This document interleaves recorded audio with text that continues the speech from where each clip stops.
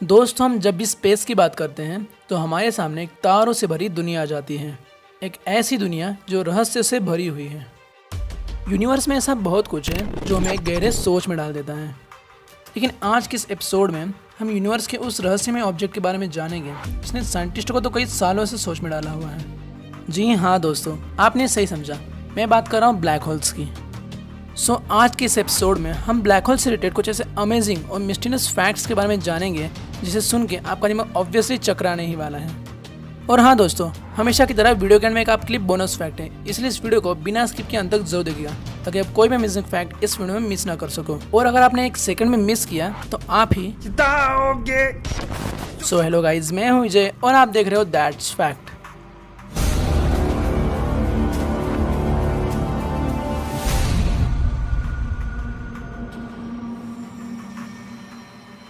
दोस्तों, पहले हम जान लेते हैं कि ब्लैक होल्स होते क्या हैं और ये बनते कैसे हैं।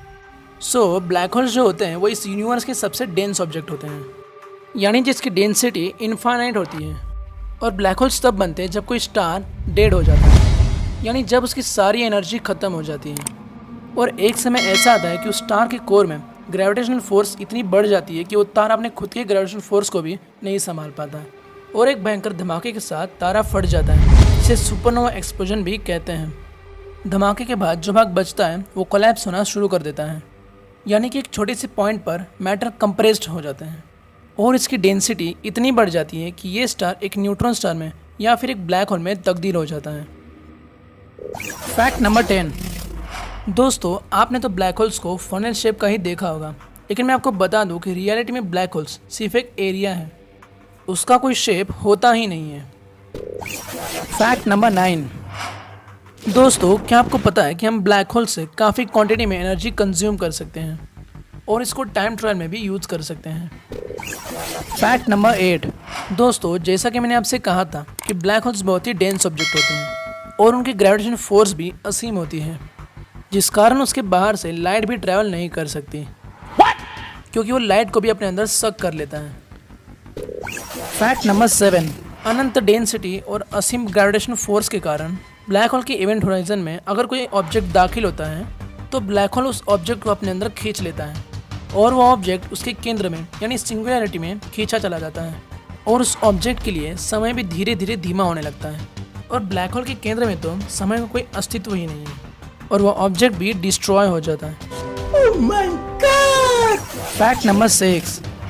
दोस्तों, ब्लैक होल्स अरबों अरबों किलोग्राम मास को मात्र एक छोटे से बिंदु में कंप्रेस कर लेता है, जिस कारण वो असीम घनत्व वाला ऑब्जेक्ट बन जाता है। अब इतने ज़्यादा डेंस होने के कारण ये बिंदु, जिसे सिंगुलैरिटी कहते हैं, वो स्पेस टाइम में एक ज़्यादा गहरा कर्व बना देता है। Fact number 5। दोस्तों, क्या आपने कभी सोचा है कि जब दो ब्लैक होल्स आपस में टकराएंगे तो क्या होगा? इस परिस्थिति में तो दोनों ही ब्लैक होल्स एक दूसरे को अपनी ओर खींचेंगे और आखिरकार दोनों का घनत्व एक हो जाएगा और एक बड़े ब्लैक होल का रूप धारण कर लेगा। Fact number 4। दोस्तों, क्या आप जानते हो कि ब्लैक होल्स में शोर भी होता है? जी हाँ दोस्तों, जब कोई बड़ा सेलेस्टियल बॉडी ब्लैक होल के इवेंट होराइजन में प्रवेश करता है तो उसके सारे अणु बिखर जाते हैं और वो लाइट की स्पीड से ब्लैक होल के अंदर गिरते हैं और इस दौरान शोर पैदा होता है। लेकिन ब्लैक होल्स बहुत ही जिद्दी होते हैं, वो इस शोर को बाहर जाने नहीं देता और अपनी ओर खींच लेता है।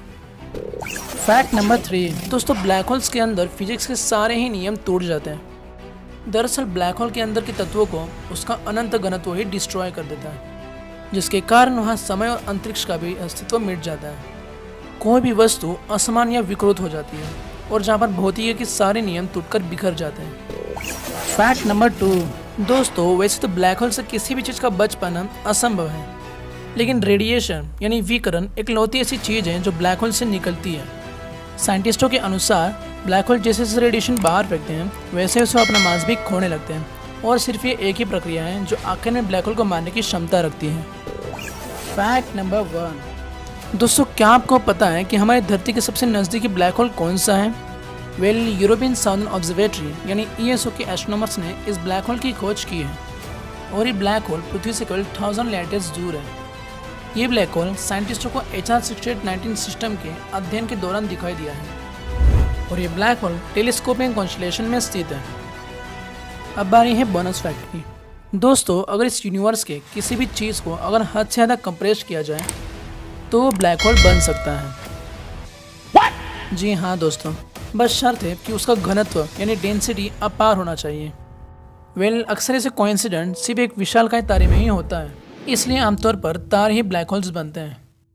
आई होप कि आपको इस वीडियो की इन्फॉर्मेशन पसंद आई होगी एंड थैंक यू गाइज आपका कीमती समय देकर इस वीडियो को पूरा देखने के लिए। और हाँ दोस्तों, इस वीडियो को बनाने में काफ़ी मेहनत लगी, सो प्लीज़ कमेंट करके ज़रूर बताना कि वीडियो आपको कैसी लगी। पसंद आया हो तो लाइक ठोको यार, और इस वीडियो को ज़्यादा से ज़्यादा शेयर कर दो, क्योंकि नॉलेज सब बांटने से ही बढ़ता है मेरे दोस्तों। मैं मिलूंगा आपको ऐसे ही अमेजिंग और इंटरेस्टिंग वीडियोज़ में, तब तक के लिए bye and thank you for watching this video.